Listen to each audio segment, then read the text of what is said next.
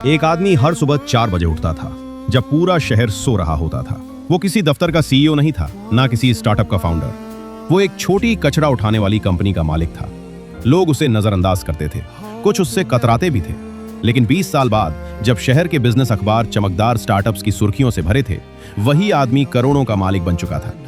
किसी ने उसका इंटरव्यू नहीं लिया, किसी मैगजीन के कवर पर उसकी फोटो नहीं छपी, लेकिन उसके बैंक अकाउंट में जो नंबर था वो हर साल बढ़ता ही जा रहा था। ये कहानी सिर्फ एक आदमी की नहीं है, ये उन हजारों लोगों की कहानी है जिन्होंने चमक दमक वाला रास्ता नहीं चुना जिस पर हर कोई दौड़ रहा था। उन्होंने वो रास्ता चुना जिसे देखकर लोग मुंह फेर लेते हैं, और यही नजरअंदाज होना उनकी सबसे बड़ी ताकत बन गया। हमारा दिमाग हमेशा चमकीली चीजों की तरफ खिंचता है, क्रिप्टो, स्टार्टअप, रातों रात अमीर बनने की कहानियां। लेकिन असली दौलत अक्सर उन जगहों पर बनती है जहां कोई देखना ही नहीं चाहता। इसके पीछे एक सीधा गणित है।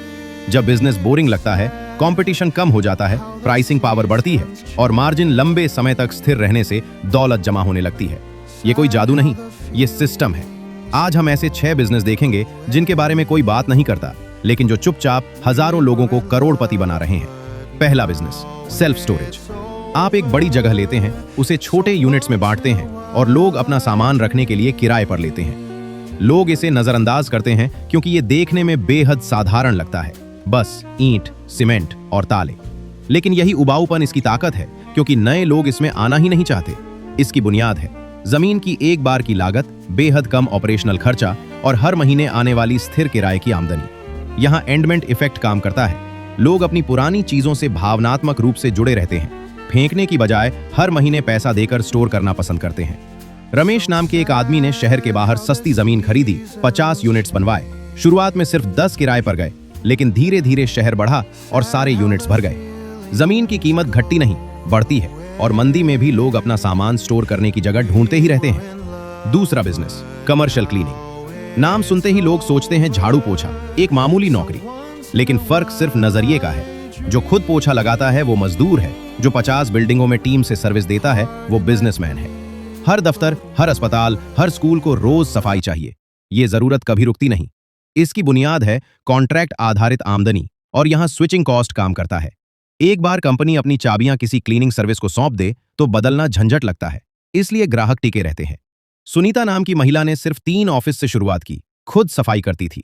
5 साल बाद उसके पास 50 से ज्यादा बिल्डिंगों के कॉन्ट्रैक्ट थे, और अब वो सिर्फ कॉन्ट्रैक्ट मैनेज करती है। कंपनियां सफाई को जरूरी खर्च मानती हैं, वैकल्पिक नहीं, इसलिए मंदी में भी ये टिका रहता है। तीसरा बिजनेस, वेस्ट मैनेजमेंट और रिसाइकलिंग। नाम सुनते ही घृणा आती है, कचरा, गंदगी, बदबू। लेकिन यही घृणा इसे सबसे कम प्रतिस्पर्धी और सबसे मुनाफे वाला क्षेत्र बना देती है। हर इंसान रोज कचरा पैदा करता है, और ये मांग जनसंख्या के साथ बढ़ती ही जाएगी। इसकी खासियत ये है कि ये एक ही कचरे से 2 बार पैसा कमाता है। पहले उठाने का शुल्क, फिर उसमें से निकाले गए प्लास्टिक, कागज, धातु को बेचकर। विजय नाम के आदमी ने एक छोटा ट्रक खरीदकर शुरुआत की, फिर छटाई इकाई बनाई और उसकी आमदनी दोगुनी हो गई। यहाँ सर्कुलर इकोनॉमी काम करती है। फेंकी गई चीजें फिर से कच्चे माल में बदल जाती हैं, जिससे सरकारी सहायता और टैक्स लाभ भी मिलते हैं। चौथा बिजनेस, इंडस्ट्रियल सप्लाई और B2B डिस्ट्रीब्यूशन। ये एक अदृश्य दुनिया है जो सीधे आम जनता के सामने नहीं आती। हर फैक्ट्री को पेंच, बोल्ट, तार जैसी सप्लाई लगातार चाहिए। यहाँ आर्बिट्राज काम करता है। थोक में सस्ता खरीदो, सुविधा के साथ महंगा बेचो। अनिल नाम के आदमी ने एक छोटी दुकान से शुरुआत की, फैक्ट्रियों का भरोसा जीता, और 10 साल में उसका गोदाम शहर के सबसे बड़े सप्लाई केंद्रों में गिना जाने लगा। क्योंकि सप्लाई में देरी का मतलब है उत्पादन रुकना और भारी नुकसान, इसलिए भरोसे के आगे लोग कीमत नहीं देखते। 5वां बिजनेस, लॉन्ड्री और लिनन सर्विस। हर होटल, अस्पताल, रेस्टोरेंट को रोज साफ चादरें और यूनिफॉर्म चाहिए। ये पैमाने की अर्थव्यवस्था। छठा और आखिरी बिजनेस, पेस्ट कंट्रोल। कीड़े मकोड़े, चूहे, दीमक, सोचना भी लोग पसंद नहीं करते। यहाँ डर आधारित निर्णय काम करता है।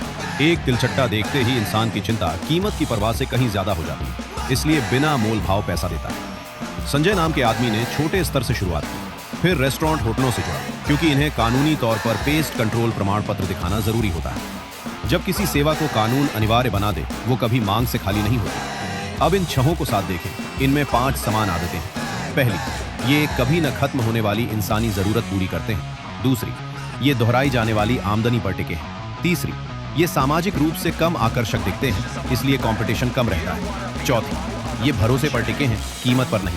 5वीं, ये मंदी में भी टिके रहते हैं क्योंकि ये बुनियादी जरूरतों से जुड़े हैं, विलासिता से नहीं। और हर कहानी में एक पैटर्न भी दिखता है। रमेश, सुनीता, विजय, अनिल, दिनेश, संजय सबने बहुत छोटे स्तर से शुरुआत की। एक ट्रक, एक दुकान, कुछ ऑफिस से। बड़ा साम्राज्य बनाने के लिए बड़ी शुरुआत नहीं, सही दिशा और निरंतरता चाहिए। आखिरी और सबसे बड़ा सबक, अमीर लोग शोर नहीं, सिस्टम बनाते हैं।